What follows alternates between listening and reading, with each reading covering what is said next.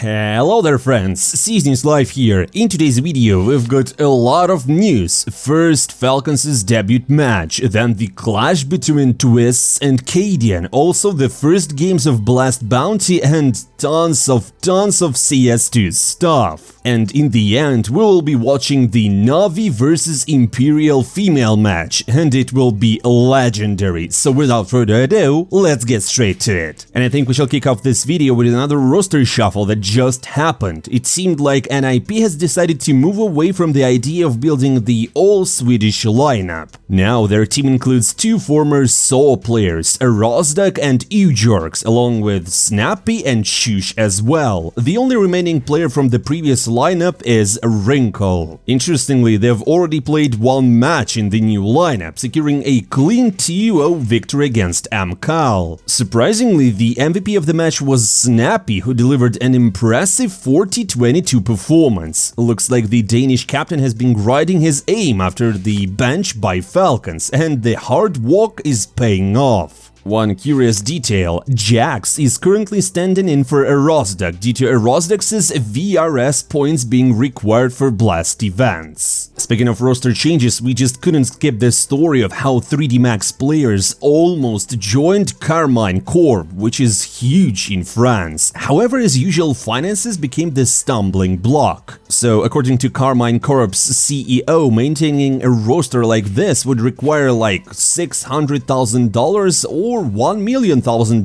which is a massive risk. To manage that kind of expense, the org would have to shut down their rosters in TFT, Rocket League, VGC and Street Fighter, and even their 2 academy teams. And basically because of the money, they had to pass on signing a CS2 roster for now. However, the org has made it clear that they still plan to enter the CS2 scene and might sign a team at a later date. Also, we couldn't ignore Automatic's bold idea to bring back the old Evil Geniuses roster. According to Automatic, Stu, 2K, Breeze and himself are free agents, while Rush could be bought out from Nouns, and Cirque is interested in returning to America. To top it off, he suggested Malek as the coach for the reunion, and he even invited EG's CEO for a coffee to discuss the idea. I mean, my friends, even though it sounds hype AF, I think this is still a joke, because most of these players are either already retired or just looking for it. Still, if there's any news about this situation, we'll be the first to update you, so don't forget to subscribe right now to our YouTube channel and follow us on Twitter, the link is in the description. Perfecto has also expressed interest in making a comeback, so according to Ilya, he's eager to play with different teams, but so far the only offer he received was from Gun 5, which he turned down. He said that he's even open to joining a solid tier 2 stack, emphasizing that he doesn't see himself as a star player worth millions. Instead, he's ready to prove himself by playing at any level and showcasing his individual skill. However, Perfecto also noted that there are many factors beyond his control that will ultimately determine whether he can compete at the pro level again or not. Which I will translate to you means he's under contract. That doesn't really allow him to play. Poor Perfecto. Speaking of Perfecto, we have to touch on a recent interview with Blade, where he revealed an interesting detail about NaVi's captaincy decision. Initially, Blade wanted Perfecto to take the captain's role after Boomich's departure. However, Electronic put himself forward for the position, which led to him becoming the in-game leader instead. This insight came from Blade's in-depth interview with Thorin, where he also mentioned that Electronic had massive potential as a captain. However, many still viewed him as a playmaker, which caused some disappointment in his individual performance. Additionally, the Coach of the Year shared how ZywOo, despite being a highly team-oriented player, became a significant pain in the butt for both him and NaVi in 2022 and 2023, which is basically a praise from Blade. Speaking of the interview, we have to highlight another key point. Blade also admitted that even if NaVi had lost the Copenhagen Major, he wouldn't have considered bringing Simple back to the roster. According to the world's top coach, the decision came down to two factors. First,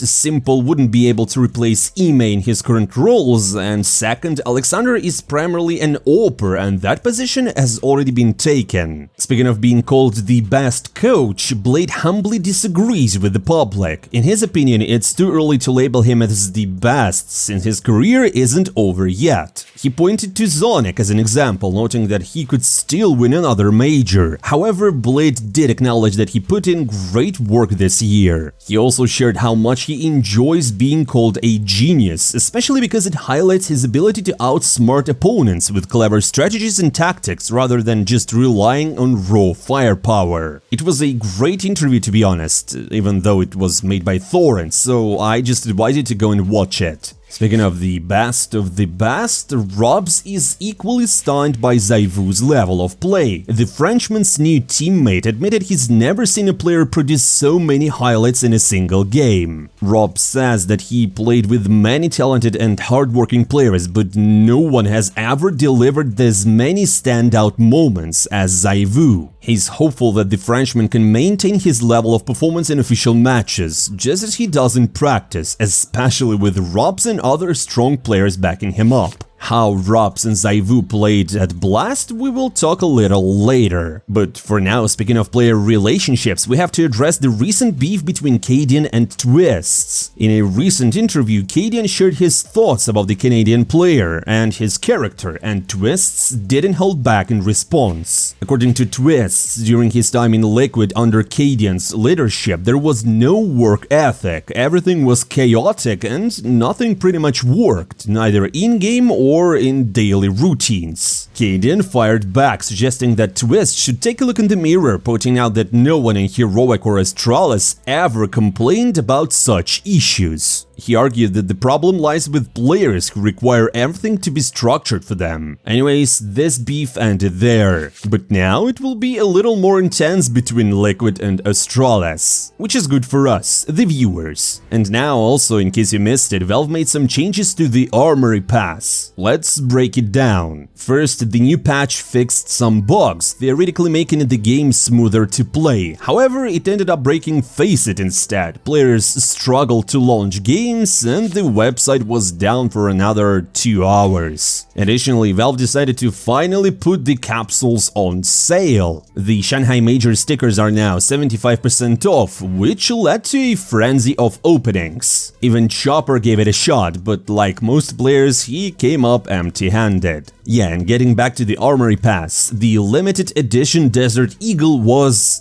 just quietly removed, and nothing was added in its place. The Battle Pass is still active and everything works, but there is no limited edition Deagle anymore. And that's all. Many fans were hoping for the return of Danger Zone with this update, but it didn't happen. According to Sponge, who spoke with the developers, Valve has no plans to reintroduce the mode or make any changes to it. Guys, would you want Danger Zone to be back? Drop your thoughts in the comments below, it will be interesting to read. And now, before we dive into the first matches of the year, let's take a look at the tournament schedule for the next couple of years. Valve shared some exciting news with HLTV reporters. In 2027, we can expect 2 majors, as always, but still. The first major of 2027 is scheduled from the 31st of May to the 20th of June, basically almost a month. And the second major will run from November 22nd to December 12th. And just like that, in 2028 there will be 2 majors as well, moreover on almost the same dates. Honestly, my friends, it's great to see that Valve is planning so far ahead. It basically means that we will have a lot of content, a lot of things to do, a lot of things to play, and a lot of things to watch, which is cool.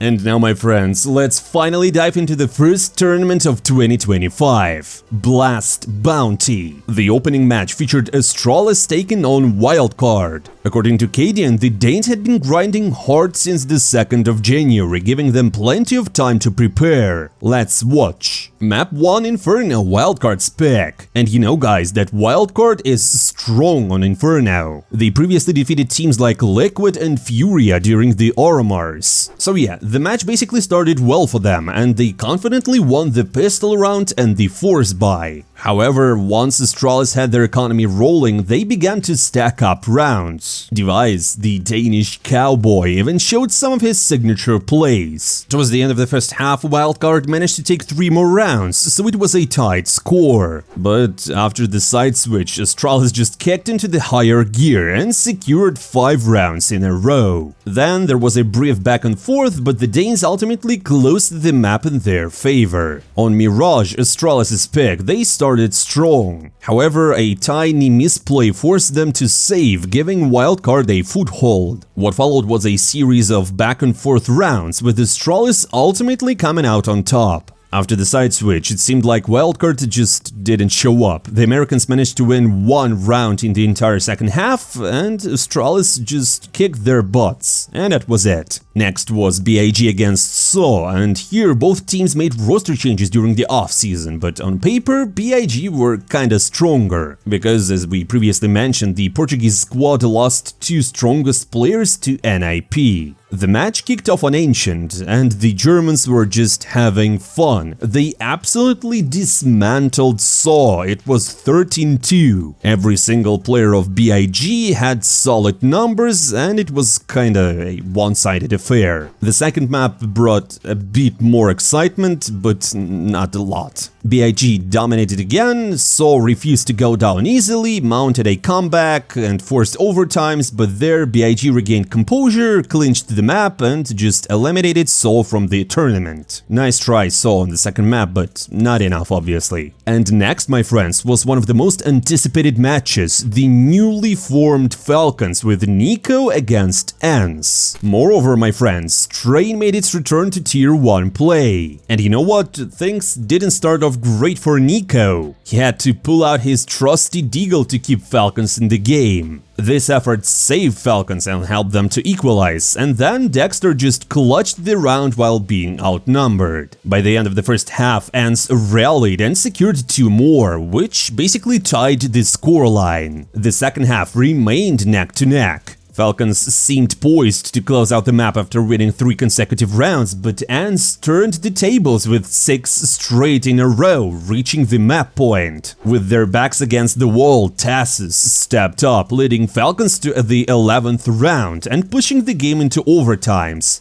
There, Falcons found their groove. They won 4 rounds in a row and claimed Ence's pick. Dust 2 started strong for Falcons as they easily secured the first 5, but Ence's new team made a standout solo hold on B, halting their momentum. This allowed Ence to claw back into the game, and the first half ended 7-5 in favor of Falcons. Switching sides, Ence continued to come back, winning 5 in a row and taking the lead. However, in the clutch moments, Nico and Dexter came alive. They closed out the key rounds in just seconds. Once again, we saw overtimes. There, Ence initially took the lead, but Falcons tightened their defense and just powered through to secure the win. Here, my friends, Falcons claimed the victory, but honestly, it wasn't that solid. Relying on Nico and Dexter to solo carry the team is not cool. What if they fail? As Blade said, you just have to have a mechanism. Team play and chemistry is better than star players, but I guess only the time will tell. The next match was Vitality against Metizport, and it didn't disappoint in its twists and turns. The match began on Mirage, and at first it seemed like a breeze for Vitality. They dominated the first half and got to 10-2. In theory, they should have closed the map easily. However, the Swedish squad had no intention of going down without a fight. Metizport mounted an impressive comeback, taking 5 rounds in a row. Although Vitality managed to secure 2 more, reaching the map point, Metizport kept pushing and they won 4 additional rounds. So it was a tense 10-12. Unfortunately for Metizport, their efforts fell short of overtime, and the first map, which was Metizport's pick, ended in Vitality's favor. Moving on to Dust 2, the game was much closer from the start. After losing the pistol round, Vitality bounced back with a force-buy win, followed by 2 more. Metizport responded with 2 of their own, keeping things tight. The first half saw a series of back-and-forth rounds, but ultimately Vitality came out on top. After the side switch, Metizport were strong enough to win 3 consecutive rounds. They even took the lead. But as soon as Vitality stabilized their economy, the game turned. Despite Metizport's resilience, Vitality closed out the map 13-9 and secured the victory. Next up was the match between the new Virtus.Pro and Complexity. I remind you that Complexity signed 2 Tier 2 players and many doubted their potential, but honestly they managed to deliver a solid debut performance. Let's watch. The action started on Dust 2, where Complexity immediately took control. Grim was determined to prove he's no less skilled than Elysian aim duels, and he led his team to 8-2. Although Virtus.Pro managed to win 2 more. Switching sides, VP showcased a phenomenal comeback. Their hard work was evident, with their aggressive playstyle supported by Flamus's sharp shooting. This momentum carried them to 13-10, and they took their map.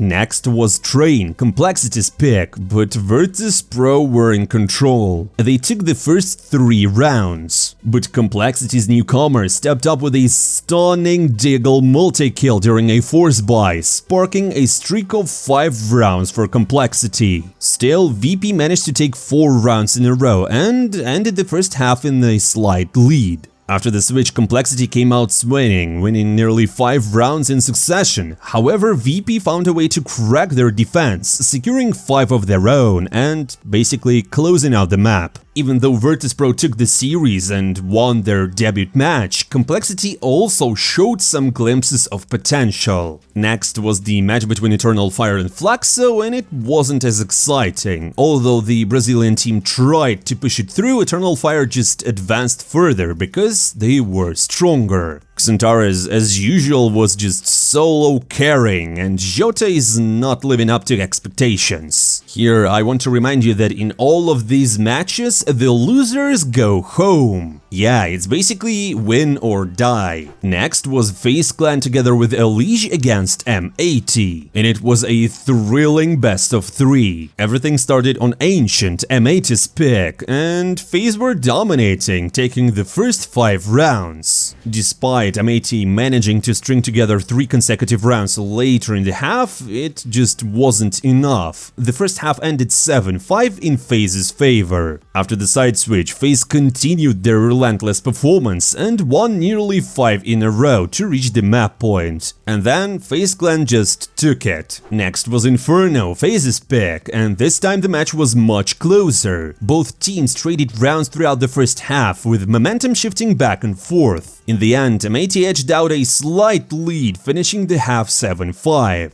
Switching sides, M80 started strong, winning the force buy and following it up with a streak of 5, including a critical rifle round that cemented their control. With this streak, M80 secured the map, forcing the series to the 3rd game, the first best of 3, complete best of 3 of the Blast bounty. On Dust, Faze just dominated the early rounds. They had 6 rounds in a row. However, M80 wasn't ready to roll over. Keto stepped up with an incredible ace, igniting his team's momentum. In the following round, Sin clutched a crucial play, helping M80 to claw back into the game. But despite all of this, the first half ended 7-5 in favor of Faze. After the side switch, M80 won the pistol round and the force buy, briefly threatening to come back. However, Faze quickly regained control. They quickly and easily reached the map point and then just closed the map. Elige delivered an incredible performance across all 3 maps, finishing as the top fragger on the team with 1.27 rating. He showcased his potential as a valuable addition to Faze, proving to be a worthy replacement for Ropz. And the most exciting, the most anticipated, the most viewed match of the tournament, and I guess of the half a year except the major, was the showdown between the last year's best team NaVi and Imperial Female.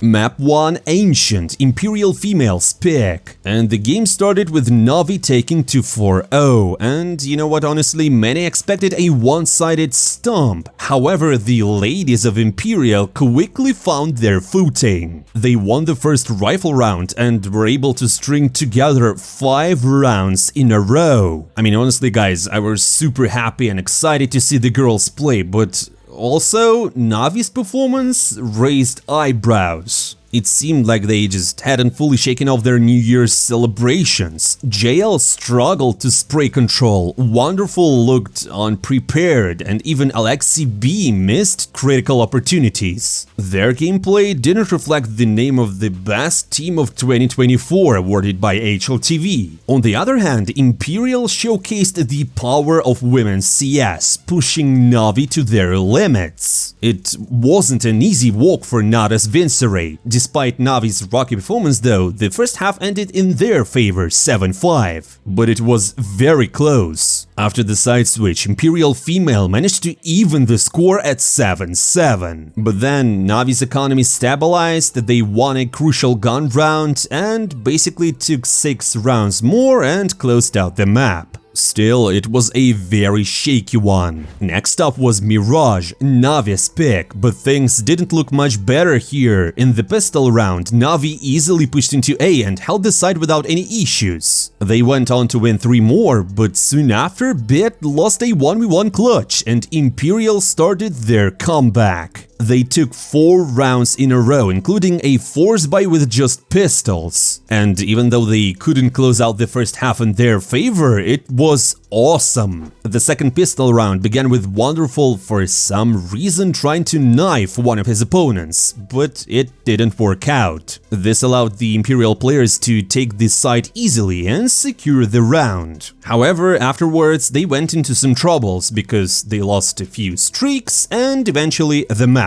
But you know what I want to say, guys? It was a nice thing to watch. You can say that NaVi were underperforming or whatever, but it's Imperial female team. You shouldn't look for excuses in NaVi's form. According to JL, for example, we should respect the players from Imperial female because they made NaVi work hard. If you look at the stats, they even outperformed NaVi's main roster in some areas. Across both maps, they managed to take 15 rounds, about as many as some top 10 teams did against NaVi last year. And after the match, Zaz said that Imperial female made a statement and deserved the chance to compete at the Tier 1 level and practice against Tier 1 teams. Now it's just a matter of time. And even Kerrigan supported the girls. I can firmly say that this whole new VRS system and girls getting invited to huge tournaments like Blast Bounty and even IM Katowice works cool. It's only for the best. My friends, as always, don't forget to drop your thoughts in the comments below. That's basically all for today. Thank you for watching. Don't forget to hit the like button and follow our channel. Blast Bounty is up and running and we will be covering it as always. So we're not saying goodbye for a long time. See you soon.